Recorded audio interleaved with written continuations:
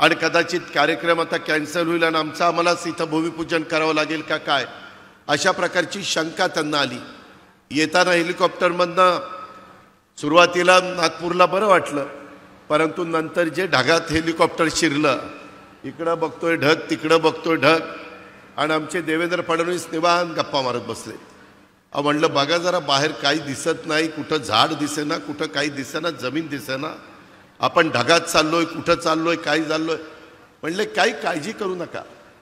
माझे आत्तापर्यंत 6 ॲक्सिडेंट झालेले आहेत आणि मी ज्यावेळेस हेलिकॉप्टरमध्ये विमानात असतो त्यावेळेस ॲक्सिडेंट झाला तरी मला काही होत नाही, त्याच्यावर तुम्हालाही काही होणार नाही.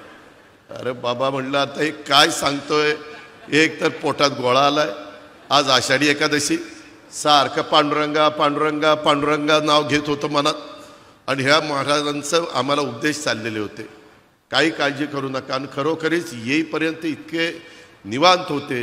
ते म्हणले मला ह्याचा अनुभव आहे, माझे अनेक ॲक्सिडेंट झालेले आहेत, परंतु माझ्या कुठं नखाला देखील धक्का लागला नाही.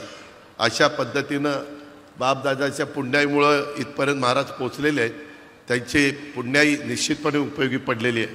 परंतु मित्रांनो, एकंदरीत खरोखरीच जरा सगळेजण धाकधूकच करत होते. माझ्या उजव्या बाजूला उदय सामंत भेटलेले होते.